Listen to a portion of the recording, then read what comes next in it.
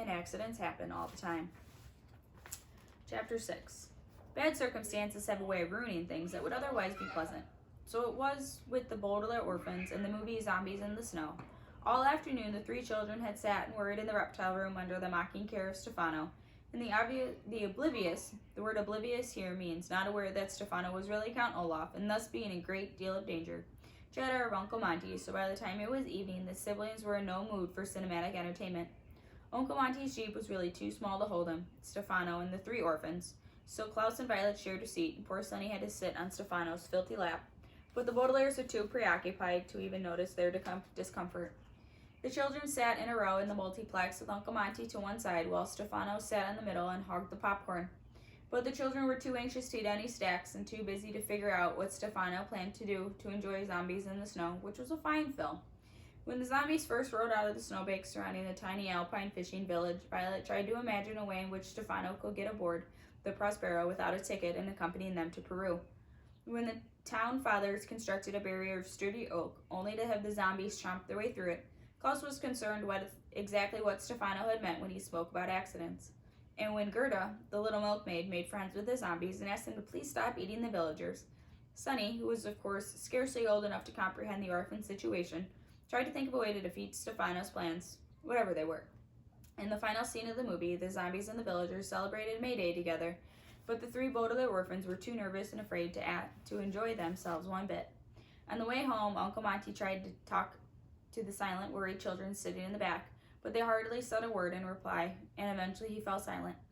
When the jeep pulled up to the snake-shaped hedges, the Baudelaire children dashed out and ran to the front door without even saying good night to their puzzled guardian. With heavy hearts, they climbed the stairs to the bedroom. When they reached their doors, they could not bear to part. Can we all spend the night in the same room? Klaus asked Violet timidly. Last night, I felt as though I were in a jail cell, worrying all by myself. Me too, Violet admitted. Since we're not going to sleep, we might as well not sleep in the same place. Tico, Sonny agreed and followed her siblings into Violet's room. Violet looked around the bedroom and remembered how excited she had been to move into just a short while ago. Now the enormous window with the view of the snake-shaped hedges seemed depressing rather than inspiring, and the blank pages tacked to her wall, rather than being convenient, seemed only to remind her of how anxious she was. I see you haven't worked much on your inventions, Klaus said gently.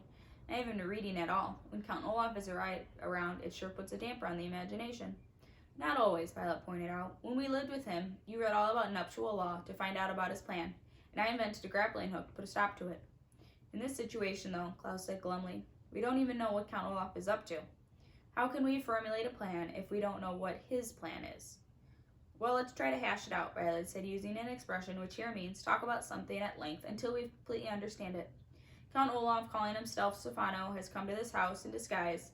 It is rather obvious after the Baudelaire fortune. And, Klaus continued, once he gets his hands on it, he plans to kill us. Tadu, Sonny murmured solemnly, which probably meant something along the lines of, it is a loathsome situation in which we find ourselves. However, Violet said, if he harms us, there is no way he can get our fortune. That's why he tried to marry me last time. Thank God it didn't work, Klaus said, shivering. Then Count Olaf would be my brother-in-law. But this time he's not planning to marry you. He said something about an accident. And about heading to a location where crimes are more difficult to trace, Violet said, remembering his word. That must mean Peru. But Stefano isn't going to Peru. Uncle Monty tore up his ticket. Doog! Sonny shrieked in a generic cry of frustration and pounded her little fist on the floor. The word generic here means when one is unable to think of anything else to say, and Sonny was not alone on this.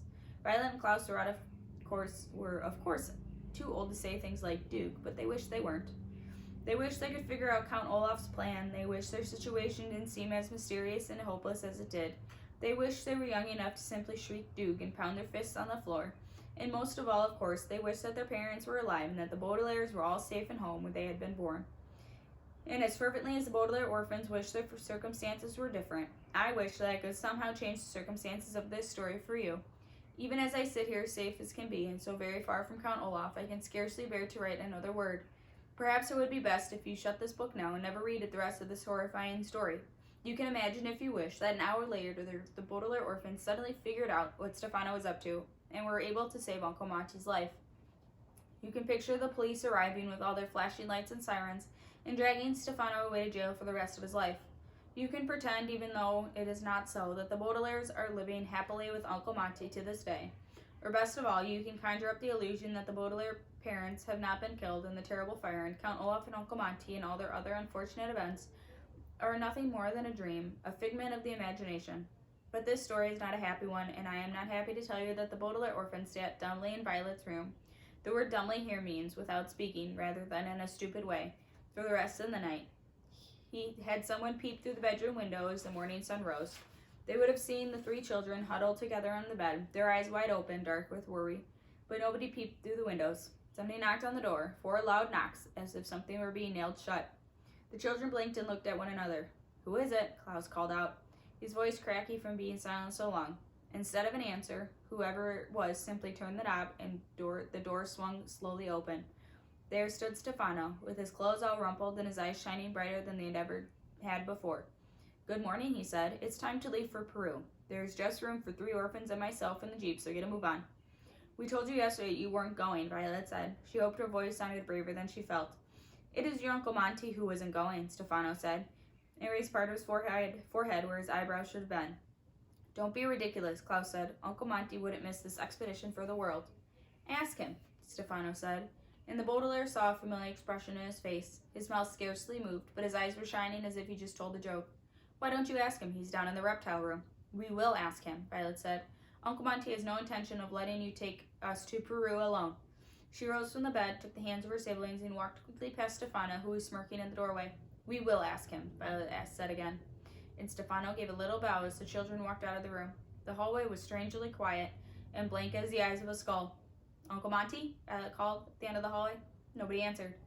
Aside from a few creaks on the step, the whole house was eerily quiet, as if it had been deserted for many years. "Uncle Monty?" Klaus called at the bottom of the stairs. They heard nothing. Standing on tiptoe, Violet opened the enormous door of the reptile room. For a moment, the orphans stared into the room as if hypnotized, entranced by the odd blue light which the sunrise made as it shone through the glass ceilings and walls. In the dim glow, they could see only silhouettes of various reptiles as they moved around their cages, or slept, or curled in the shapeless dark masses.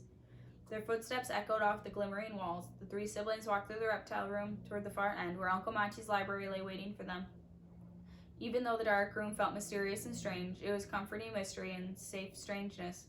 They remembered Uncle Monty's promise that if they took the time to learn the facts, no harm would come to them here in the reptile room. However, you and I remember that Uncle Monty's promise was laden with dramatic irony, and now here in the early morning gloom of the reptile room, that irony was going to come to fruition, a phrase which here means the Baudelaires were finally going to learn of it. For just as they reached the books, the 3 siblings could see a large, shadowy mass huddled in the far corner. Nervously, Klaus switched on one of the reading lamps to get a better look. The shadowy mass was Uncle Monty. His mouth was slightly agape, as if he were surprised. His eyes were wide open, but he didn't appear to see them. His face, usually rosy, was very, very pale. Under his left eye were 2 small holes, right in a line, the sort of mark made by 2 fangs of a snake. "Do you vote soon?" Sonny asked and tugged at his pants leg. Uncle Monty did not move. As he had promised, no harm could come to the Baudelaire orphans in the reptile room, but great harm had come to Uncle Monty. Alright. It's a great day out. I hope you guys get to go outside and do something fun. Okay, I miss you guys. I hope you're doing well, and I'll see you later. Bye.